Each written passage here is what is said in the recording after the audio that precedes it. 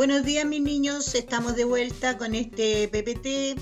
Espero que se estén cuidando, que cuiden a los suyos, que tengan las precauciones muy bien aprendidas, lavándose las manitos, usando mascarilla, manteniendo la distancia, para que cuidemos a nuestros familiares y a todos los que se nos acercan o que vivan cerca, y nos cuidemos nosotros también. Vamos a revisar lo aprendido en este PPT que les preparé para que vayan repasando. Uy, ya se me pegó, chiquillos, otra vez, por Dios, que les sea. Bueno, vamos a tratar de arreglarlo sobre la marcha para que no perdamos el tiempo y no tengamos que... Ahí sí. Bueno, ahora me pasé, pues, oh, Dios mío, ya. Pero niños, vamos viendo. Este PPT se trata de recordar la narrativa. La narrativa está compuesta por obras literarias y no literarias, pero dentro de las obras literarias nosotros hemos visto cuento, leyenda y mito. La obra literaria, ya sea cuento, leyenda o mito, crea un mundo ficticio, es decir, un mundo que se hace realidad cuando nosotros comenzamos a leer. ¿Cuáles son los elementos que tiene este mundo ficticio? Este mundo ficticio tiene narrador, acciones y ambiente. Cuando hablamos de narrador, este narrador puede que esté en primera persona o en tercera persona. Cuando está en primera persona utiliza el yo o el nosotros, o parece que nos damos cuenta de que los hechos que le suceden le pasan a este narrador, o bien él fue testigo de estos hechos. Cuando le pasan a él, entonces se transforma en narrador protagonista. Cuando él los ve y los relata, entonces es un narrador testigo. ¿Qué significa que narra en tercera persona? Significa que puede ser la tercera persona singular o plural, él, ella o ellos, ellas, ¿no es cierto? Él no participa de la historia, este narrador, pero conoce todo lo que le ocurre a los personajes. De todo. ¿A qué me refiero?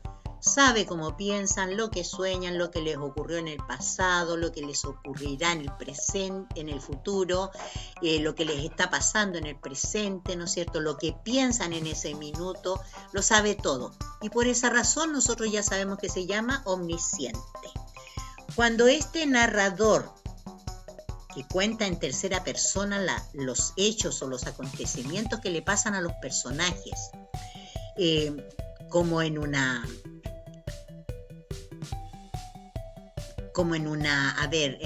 historia que le pasó a alguien, pero sin mayores detalles, sin saber más allá qué es lo que piensan o sienten los personajes, entonces se llama narrador observador, ¿ya? Pero eso lo vamos a ver más adelante. El elemento acciones, nosotros ya sabemos que se refieren a acciones principales y acciones secundarias, y esto tiene que ver con lo que vimos sobre secuencia narrativa. Ya las acciones principales entonces son muy importantes durante el relato porque presentan una secuencia temporal y causal. ¿A qué me refiero con esto?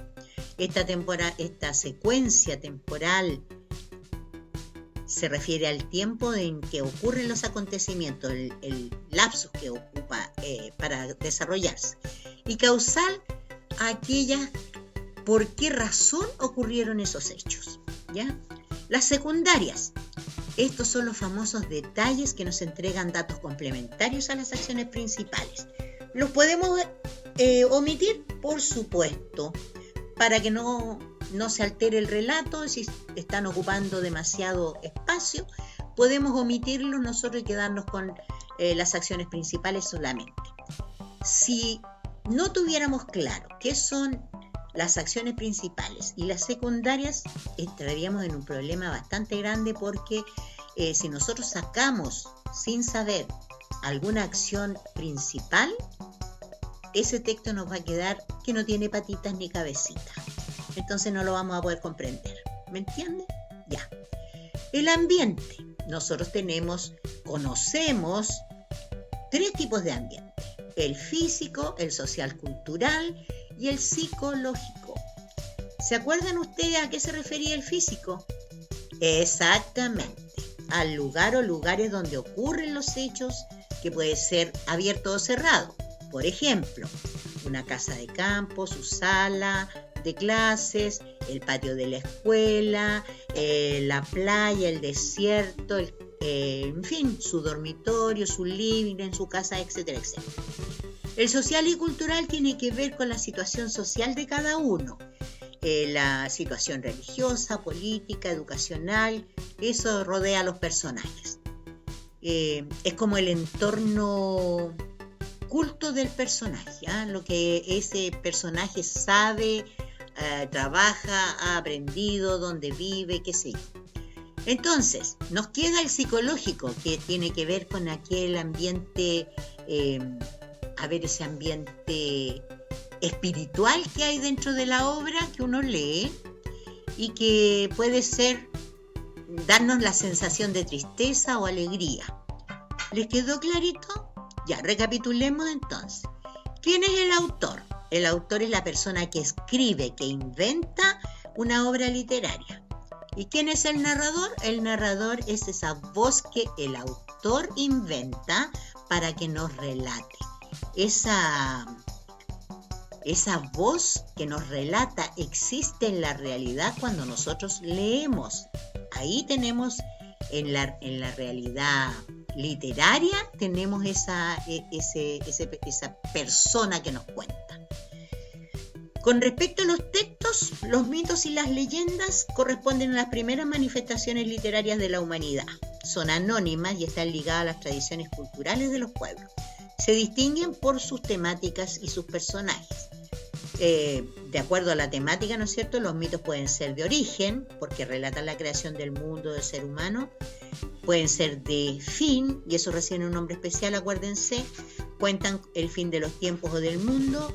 O sobre los dioses, donde relatan aventuras de los dioses que también son muy maravillosas. Las leyendas hay muchas, igual que los mitos.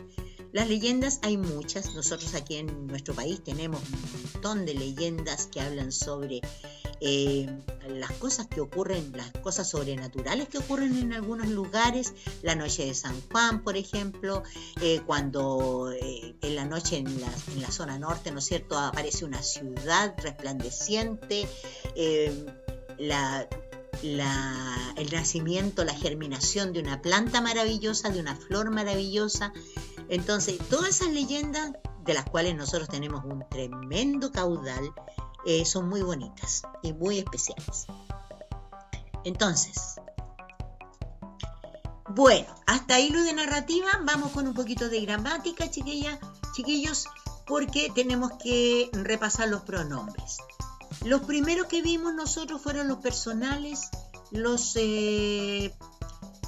interrogativos y exclamativos, y someramente vimos por ahí los indefinidos, posesivos, etcétera, etcétera.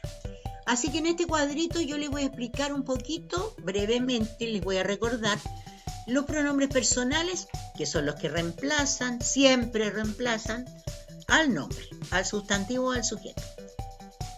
Y ahí tienen el ejemplo ustedes, que son los que mencionan a la persona que habla, con quién se habla y de quién se habla, ¿ya? En singular y en plural. Los posesivos, que indican pertenencia, mi casa, tu lápiz, ya, nuestro perro, en fin. Los demostrativos, que señalan un objeto o un sujeto en el espacio de acuerdo a la cercanía que tienen con la persona que habla. Por ejemplo, si yo lo tengo cerquita de mí, puedo decir este lápiz, lo tengo en la manito. Si yo digo ese auto, es porque está medianamente alejado de donde yo estoy. Por lo tanto, lo puedo señalar y con la palabra ese voy a indicar la distancia que hay entre ese objeto y yo. Y aquel, que por supuesto me indica que está mucho más lejano, y el ejemplo sería aquella casa o aquel árbol. ¿Quedó claro? Ya. Los interrogativos y exclamativos